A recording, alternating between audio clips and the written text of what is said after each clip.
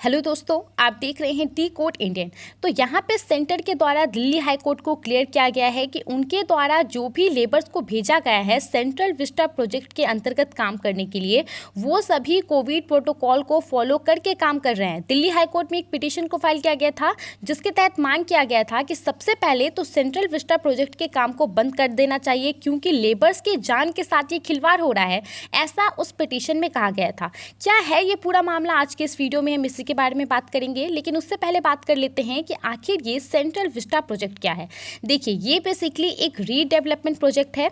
India central administrative area, India का जो central administrative area है, जहां से पूरे देश को एडमिनिस्ट्रेट किया जाता है, जहां पे प्राइम मिनिस्टर ऑफिस है, जहां पे पार्लियामेंट है, जहां पे प्रेसिडेंट रहते हैं, ये जो पूरा एरिया है उसको रीडेवलप करने के लिए ये एक पूरा प्रोजेक्ट है। इसको लुटियंस दिल्ली के नाम से भी जानते हैं। ऐसा इसीलिए क्योंकि इस एरिया को डिज़ाइन किया गया था एडविन लुटियंस और हार्टबर्ट बेकर के द्वारा। ठीक है, ब्रिटिश कॉलोनियल के समय ऐसा किया गया था। जब ब्रिटिश हमारे देश से चले गए, उसके बाद गवर्नमेंट ऑफ इंडिया के द्वारा जो है इसी एरिया से एडमिनिस्ट्रेटिव का काम जो है शुरू कर दिया गया। ठीक है, तो ये पूरा यहाँ पे है ये प्रोजेक्ट। इसके अंतर्गत है क्या क्या। सबसे पहले तो 2020 से 2024 तक का एम रखा गया है कि इस पूरे प्रोजेक्ट को कंप्लीट किया जाएगा। अब क्योंकि 2022 में जो है भारत अपना 75वां इंडिपेंडेंस डे कंप्लीट कर लेगा, इंडिपेंडेंस ईयर कंप्लीट कर लेगा, तो सरकार का एम है कि 2022 तक एटलीस्ट जो राजपथ का एरिया है, जिसको रिवैम्प करने का एम है सरकार का, उसको पूरा कर लिया जाए। अब यहाँ पे सेंट्रल विस्टा प्रोजेक्ट के अंतर्गत ये बिल्कुल भी नहीं है कि लुटियंस दिल्ली के अंतर्गत जितने भी कुछ हैं वो सभी को तोड़ फोड़ दिया जाएगा और फिर से सब कुछ को बनाया जाएगा। यहाँ पे कुछ चीज़ों को रीडेवलप किया जाएगा, कुछ चीज़ों को यहाँ पे रिवैम्प किया जाएगा, यानी कि उसमें सुधार किया जाएगा। ठीक है, क्या क्या है इसमें। सबसे पहले बात करते हैं राजपथ के बारे में। राजपथ को यहाँ पे रिवैम्प किया जाएगा।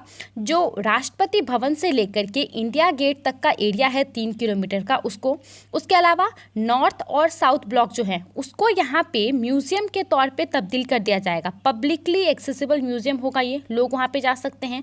इसके अलावा एक नया कॉमन सेंट्रल सेक्रेटेरिएट हाउस होगा जिसमें जितने भी मिनिस्टर्स हैं वो बैठेंगे।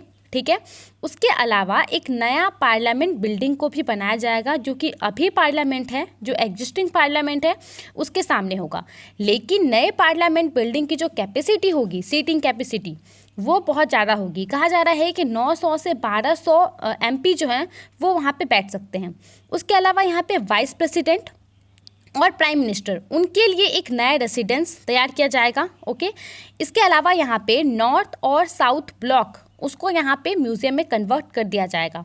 तो ये सब चीज़ें हैं सेंट्रल विस्टा प्रोजेक्ट के अंतर्गत। कुछ चीज़ों को रीडेवलप किया जा रहा है, कुछ चीज़ों को यहाँ पे रिवैम्प किया जा रहा है। अब आगे बात करते हैं ये पूरा मामला क्या है। देखिए, दिल्ली हाई कोर्ट में एक पिटीशन को फाइल किया गया था। इस पिटीशन में कहा गया कि तुरंत ही सेंट्रल विस्टा प्रोजेक्ट के काम को बंद कर देना चाहिए। अब ये कोई नया बात तो है नहीं, जब से सेंट्रल विस्टा प्रोजेक्ट शुरू हुआ है और जब से देश में महामारी आई है, कई बार पिटीशन फाइल किए जा चुके हैं। लेकिन सुप्रीम कोर्ट के द्वारा जनवरी में ये कह दिया गया था कि इस काम को चालू रहने देना चाहिए। ठीक है, अब यहाँ पे दिल्ली हाई कोर्ट में जो पिटीशन फाइल किया गया, उसमें क्या कहा गया कि इस पूरे प्रोजेक्ट से लाखों लोगों की जान जो है वो खतरे में है। ठीक है, क्या कहा गया इस प्रोजेक्ट में। सबसे पहले तो पिटिशनर के द्वारा ये कहा गया कि ये एसेंशियल सर्विस में आता ही नहीं है कंस्ट्रक्शन का काम। दिल्ली के लोग और दिल्ली के बाहर जो लोग रह रहे हैं उनके जान के लिए खतरा है। साथ ही में यहाँ पे जो लेबर है, जो वर्कफोर्स हैं, जो इसमें इंगेज हैं, उनकी जान को भी खतरा है। ये एक सुपर स्प्रेडर बन सकता है, ऐसा पिटिशन में कहा गया। अब केंद्र सरकार के द्वारा यहाँ पे रिप्लाई दिया गया, क्योंकि केंद्र सरकार पहले से ही गुस्से में थी। ओपोजिशन, जितने भी एक्टिविस्ट हैं, सभी बार बार सेंट्रल विस्टा प्रोजेक्ट को लेकर के केंद्र सरकार के ऊपर दबाव बना रहे थे कि इसको बंद कर देना चाहिए, महामारी के समय में इसको चालू नहीं होना चाहिए। तो केंद्र सरकार ने यहाँ पे इस रिप्लाई के थ्रू जो है अपना सारा गुस्सा बाहर निकाल दिया।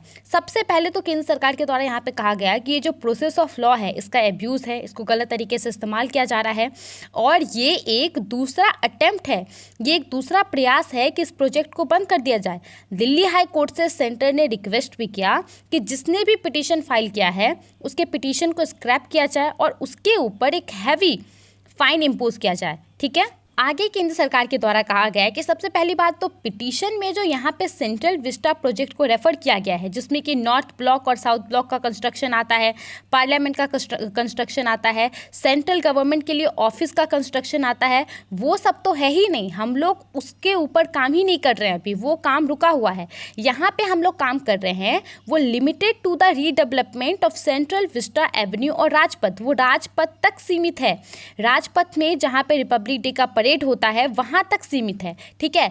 और यहाँ पे बहुत सारे पब्लिक एमिनिटीज़ इसमें इन्वॉल्व हैं, जैसे कि टॉयलेट ब्लॉक हो गया, पाथ हो गया, पार्किंग एरिया हो गया, ब्रिज हो गया, ठीक है, लॉन्स हो गया, लाइट एटसेट्रा।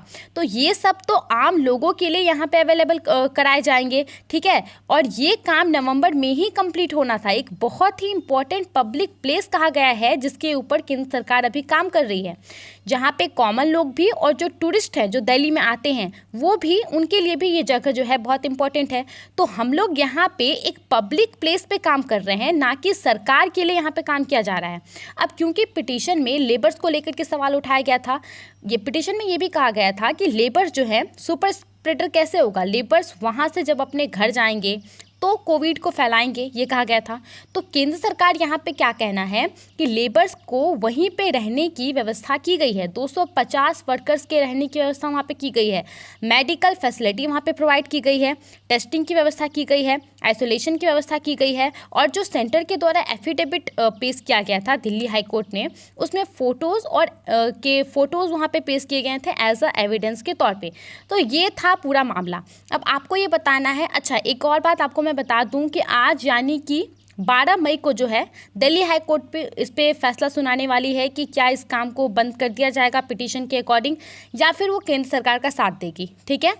तो अभी आपको बताना है कि जो पिटिशनर के द्वारा कहा गया वो सब कितना सही है और केंद्र सरकार के द्वारा जो रिप्लाई किया गया वो कितना सही है। अपना ओपिनियन हमें ज़रूर शेयर करें। अपना समय देने के लिए बहुत बहुत धन्यवाद।